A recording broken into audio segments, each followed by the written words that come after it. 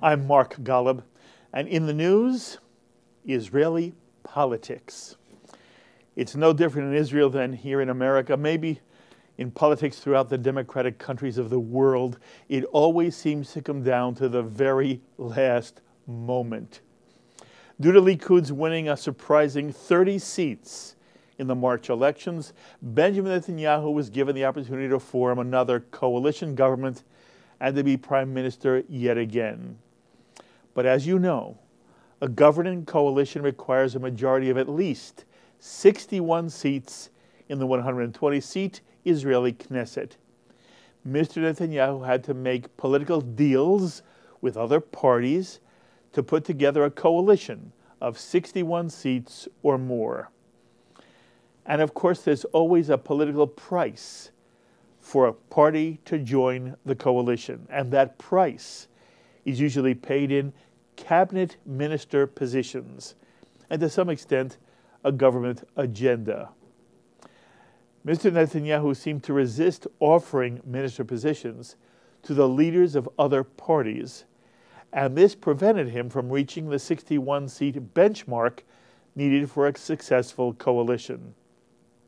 2 weeks ago, the president of Israel, Reuven Rivlin, gave Mr. Netanyahu another 2 weeks, a 2-week extension, so that he could continue his political negotiations. That 2-week extension ends tonight. And as we tape this edition of In the News, it is now 9 p.m. in Israel, and it looks as if Mr. Netanyahu has done it. He seems to have put together a coalition of 61 seats. His coalition will consist of Likud Party, together with Moshe Kachlin's Kulanu Party, and Moshe Kachlin will be Economic and Housing Minister, Naftali Bennett's Jewish Home Party, and Mr. Bennett will be Minister of Education and Diaspora Affairs, while the position of Justice Minister, last held by Tzipi Livni, will also go to Jewish Home Party and Ayalon Shaked. And the coalition will also include two ultra-religious parties, Shas, which will be given the religion ministry for party leader Aryeh Deri, and the United Torah Party, which will have the health ministry. You will note one glaring absence in this coalition. At the 11th hour, Avigdor Lieberman decided to pull out of the coalition over major policy differences with Mr. Netanyahu, mostly having to do with concessions Mr. Netanyahu made with the religious parties, handing religious power back to the office of the chief rabbinate in areas of conversion and kashrut observance in Israel, and agreeing to cancel the requirement that the Orthodox serve in the Israeli army. So where do things actually stand now? What's been the public response to these political maneuverings? What's the likelihood that this coalition government will stay intact and move Israel forward? For some insight, we're so happy to have on our phones once again from Israel a man who well knows how the political scene works in Israel, former Deputy Foreign Minister of the State of Israel, Danny Ayalon.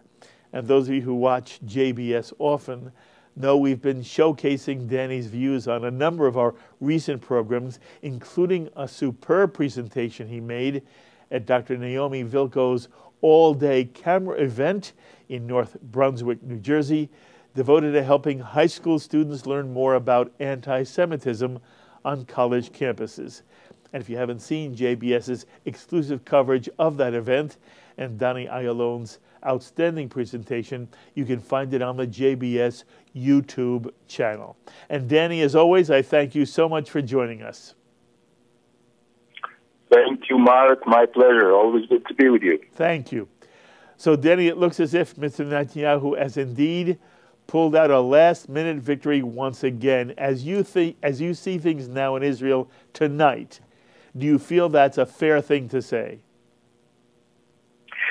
Yes, absolutely. It wasn't elegant. It was quite protracted process and even convoluted. But this is a part of the system that we have here, which, by the way, needs to be changed. There is a a real majority in the public, or almost a wide consensus that the system needs to be changed, but it's like the weather. Everybody talks about it without doing anything about it. But yes, we will have a government, although it's not the government that Netanyahu thought of to begin with, because of the bolting of Lieberman, as you mentioned, Mark, and this was done at the 11th hour, so it gave Netanyahu no chance but to do what he needed to do. It was, in a way, and I don't blame him for feeling being misled by Lieberman, and not for the first time. I would say it was even a deception by Lieberman to do it only to harm here the political system and Bibi personally for just a very, very narrow interest or some emotions that should not be in responsible leadership. But having said that, the 61 members can govern. It's not going to be easy.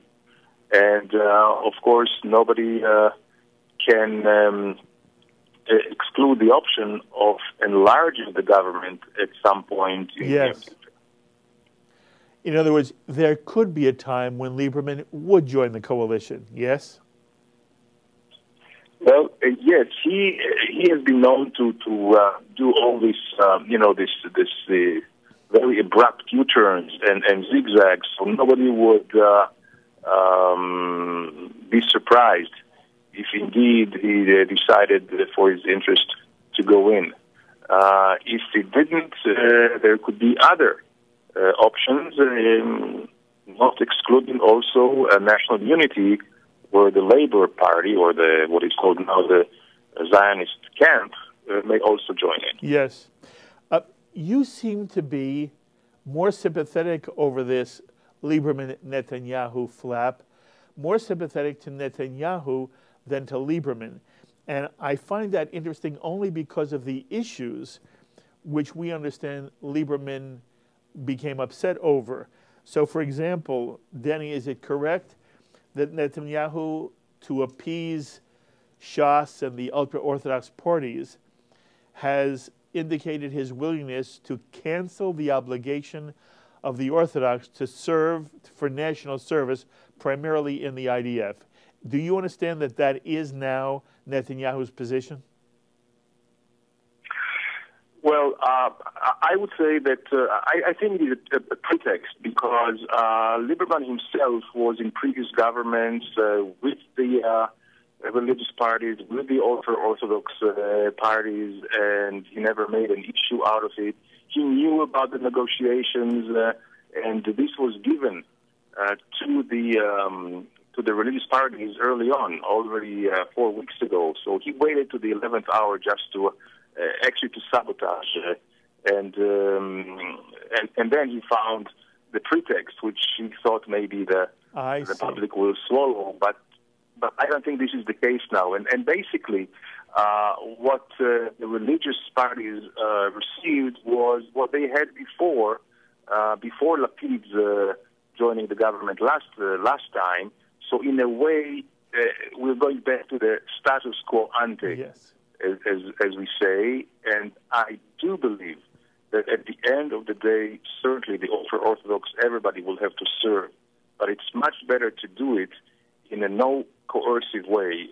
The leaders of the Orthodox parties believe already and understand that they would need to pull their weight, but there is a way to do it, and not through coercion and legislation, which may be premature. Denny, how has all of these political maneuverings affected the standing of Netanyahu among the Israeli people? Does it affect his standing at all? That's a big question, Mark. I would say it's, the jury is still out. Right now, I think that the sentiments of the public mostly is for him, because they see all the obstacles that he had to overcome, and they have a feeling for him. And this is, again, the malaise of the system. when they see how small parties like Lieberman's party, how they can really abuse and how they can really insult and how they can really sabotage, it is quite frustrating. I hope at the end of the day there will be a more understanding and an exception by the political parties that we must change the system, and we don't have to have some radical changes, but fine-tuning and some small changes can really make a difference. Mm-hmm. So, Danny, what is your hope for this coalition government? Do you expect it to have, do you expect it to endure? And do you think it can do any good in moving the Israeli domestic scene forward? And I'm not sure there's much to do on the international scene, but certainly Israelis care deeply about their own life and their cost of living and their lifestyle for themselves and their children. To what extent do you feel this coalition government under Netanyahu has a chance to move things forward? Well, Mark, this is a very important, astute observation by you, because really on the international arena, there is quite limitation for this government, not because of its own composition, but basically with the disarray among the Palestinians, intransigence over there, the total chaotic environment in the Middle East, and the continued disintegration of the Arab world. So, yes, I think it would be important at this point to really bring order into the house, inside. And I think the most important thing is to really bridge the gap between those who have and those who have not. Yes. The people in the center and the periphery. And I think some more social justice and more equality would be the first order of the day for this government, because this what keeps the Jewish solidarity, our values, and also this what keeps our society strong. Yes. I want to push you just one more moment. What do you imagine here? Do you think the way Netanyahu has fashioned the coalition, do you expect the coalition to be successful in attaining some of the objectives you just outlined? Or do you feel, again, are you pessimistic about the political future in terms of these issues?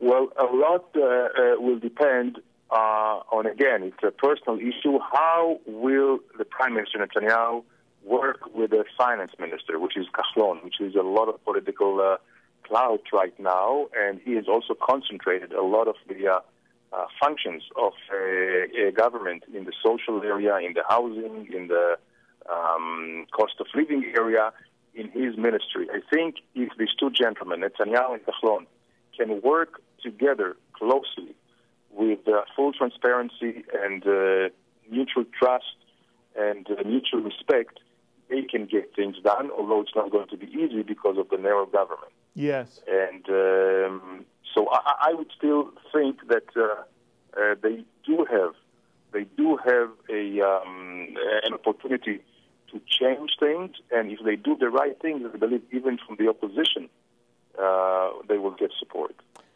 Do you like Ayalon? Well, I know him, I've respected him, and of course now he will be tested. This is the first time he's stepping into a very major position. Before that, he was also a very successful communication minister, but that was a relatively minor position. So certainly, and the expectations are very, very high. So I think that he will have to do things quite swiftly. And I'm not sure he will even get 100 days of grace. So it will require all his grit and determination and capabilities, and mainly leadership. And I hope he has it. It has not been tested yet. This will be certainly a big test for him and for the country. Okay, and what about Ayalon, who received the position of Justice Ministry? It's the position that Tzipi Livni had held. And the way we understand it, this was a concession that Netanyahu made at the very last moment to secure the coalition with Bennett's Jewish Home Party. What do you think will happen with Ayelet Shaked being Justice Minister? Well, I believe that once she gets into this position, once she assumes it, I think she will. She certainly has the capability to live up to the expectations and to the enormous responsibility that lies in this ministry. She has been known. She was a champion for actually changing a little bit the balance between the different democratic branches here, especially to diminish the legislative. To diminish the judiciary for legislative. I'm not sure she will be able to do it because the prime minister is against it, and I think probably she would. I mean, I would rather her doing something which is more of a consensus than going into the fringes. Yes. Denny Ayalon, thank you for a few moments here on JBS. You know how much I love you, and I love chasing you, not only on the phone and when you're in the United States, you sit with me here at this table, but I thank you for your insight. Incidentally, you know, everybody wants to know, one day, will you return to Israeli politics? Well, thank you. It's certainly not appealing when you see all this really very, very, I would say, very, very not appealing process. But at some point, you know, I may feel, you know, it's a mission, it's a calling.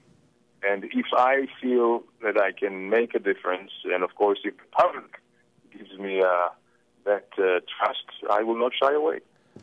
You're making a difference everywhere you go. If you're ever in the government again, you'll make a great difference there. Again, it's always wonderful to be with you. Thank you for the time, Danny. See you very, very soon. Thank you very much, Mark. Looking forward. Be well. Danny Ayalon, the former Deputy Foreign Minister of the State of Israel, the former Israeli U.S. ambassador from serving in Washington, and he always brings real insight to whatever he discusses, especially when it comes to Israeli politics. As you can see on our phones right now, from Jerusalem, we're so pleased to be joined by Daniel Seaman, who is the Jerusalem Bureau Chief for Voice of Israel. Daniel, thank you so much for joining us. My pleasure, and Chag Sameach. Chag Sameach to you too. So, Daniel, we just talked for a moment to Denny Ayalon about the results of the attempt by Mr. Netanyahu to create a coalition government, and lo and behold, at the virtually the very last moment, he seems to have done it. He seems to have put together a coalition of 61 Knesset members without Avigdor Lieberman. And I asked Danny to comment on that. I want to begin by asking you, how do you read Lieberman's pulling out of the coalition at the last moment? And to what extent do you feel the issues that he cited, policy differences with Mr. Netanyahu, are the real reason he is not in the coalition, or are they simply a pretext for other disagreements he has with Mr. Netanyahu? I'm actually very curious to what Danny Ayalon had to say, because he comes from inside the political game. You know, we're all analysts, but he was on the field once, so he knows. By the way, Danny, he did say he feels all of it was a pretext, that ultimately Lieberman wanted to sabotage Netanyahu. He waited till the last moment. He knew exactly what the negotiations were. He had been in former Israeli governments, coalition governments, with the exact same policies in place. So he was pretty cynical about why Lieberman waited to the last moment to sort of pull the rug out from under Mr. Netanyahu. And Danny,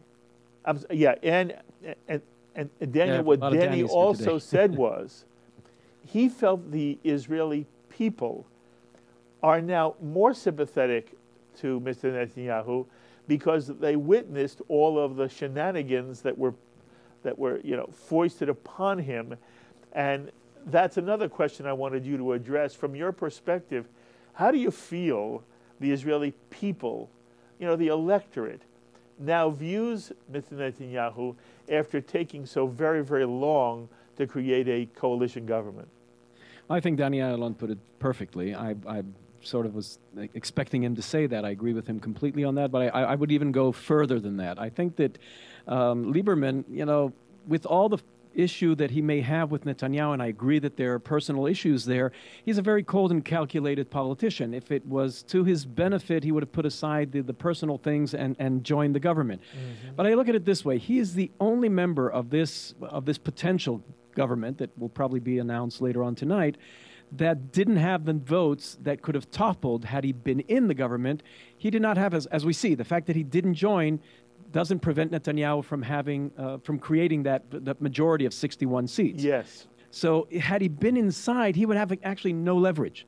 The only leverage he has is being on the outside and giving them a hard time, and at the same time also presenting as if he's leaving for some kind of matters of principle. Very Basically, the fact that to his claims that, or the fact that Netanyahu signed these agreements with Shas and the ultra-Orthodox parties. So I think that from his perspective, the only way that he may gain anything is by not being in the government. That's the only thing I could say that's different than, because I really don't think when it comes down to it that the personal politics don't really pay.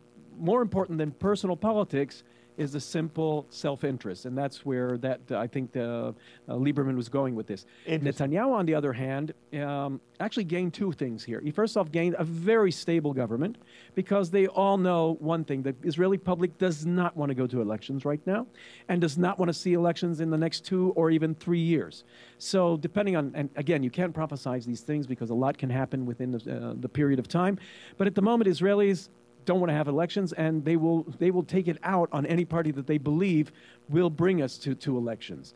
The second thing is they are sympathetic for Netanyahu, knowing that he got the majority. The Israeli public voted very clearly in his favor. They expected the other parties to join in. The fact that they tried to extort him goes over not very well for the others. Mm-hmm. So I think he gained that, but what everybody wants right now is let's get down to business, let Netanyahu form the government, let them start doing. There are a lot of big issues that have to be dealt with, and that's what the Israeli public wants. Beautifully said. Thank you. I want to tell you what I see as a misunderstanding by most Americans and by American news commentators as well, having to do with the 61-seat coalition. It's a very different system in Israel than it is in America. In America, if there's some kind of coalition over a given vote, one senator always has the right to pull out, and basically the necessary number of votes is lost. In Israel, it's not about any individual politician. It's about a party. And if a party pulls out, and that by pulling out, they bring the coalition number under 61, that's disastrous for a coalition. But as long as a given party remains in the coalition, and that coalition has a total of more than 60 seats, 61 or more, it really doesn't matter, Daniel, whether the coalition has 61, 62, 63, Absolutely. 64, 65. In America, it's being described as, Netanyahu only has 61 seats.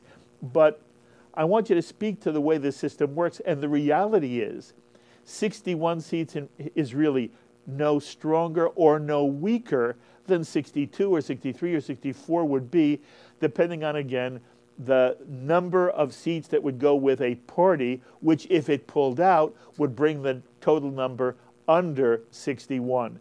Talk for a moment about, again, the Israeli system as contrasted to the American notion that says, he only has a majority of one, therefore it's a weak government. Well, if they want to consider that a weak government, I would like to remind them that 21 years ago, Rabin had a slight majority of 61. It may have been 63. I don't remember at the moment. But it was also a small majority, and he was able to do a lot of big things for his constituents. So you can see that that number doesn't really matter. You're very right to say that it doesn't matter if it's 61 or 67 or 70. Actually, the last government had a very huge majority, but the relations between the parties was such that the government was very fickle and eventually fell because Netanyahu felt he couldn't govern. There were those who were trying to undermine him all the time. One of the reasons right now is that he has offered, actually, Herzog, the possibility to join this government, but he said under condition that Tzipi Livni is not a member. Tzipi Livni was one of the members of the previous government who constantly tried to undermine Netanyahu, and therefore he doesn't want to have her involved in any matter whatsoever. So actually the 61, very ironically, makes it a more stable government because every member understands that there are no games to play around here. Anyone can take this, and as I said before, if a government is toppled and we have to go through this nonsense, once again, the Israeli public are not going to be happy about it. And historically, the Israeli public has punished by not voting for parties that they deemed responsible for early elections. This is an historical fact, and this is one of these non-official, not assumptions, but these things that affect the elections here.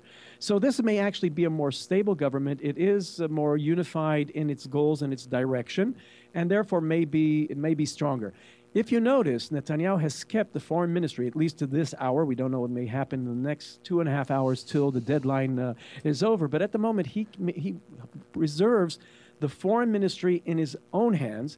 He may, though I doubt it, give it to somebody in his own party under condition. But I think he's going to keep it in his own hands because this is sort of a treat that he holds in front of Herzog, that if Herzog, or by the way, maybe even Lieberman, but I think it's more towards the direction of Herzog, that this is still possible. If Herzog makes some changes, he may be, the seat there for foreign minister is still available for him. So you see Netanyahu is constantly thinking about the future and to make this a more stable, in his eyes, government, though personally I don't believe if you bring in the Labor Party under the constitution that it has at the moment, I don't see this being a stable government. So I think he's better off the way he is at the moment. And I think that Naftali Bennett was smart to join this government now and not to play more games, and let's get going. It's time to get down to business. Take 30 seconds. In essence, you are a little optimistic, are you not, Daniel, that this government is going to stay in place? And I'm asking you whether the optimism you had extends to its being able to move Israel forward on domestic issues. It's, again, hard to prophesize and, to estimate. First off, I'm always optimistic. You cannot, you look at this country, you look with all the difficulties, all the problems, working for government for 31 years, knowing how ineffective government is from the inside.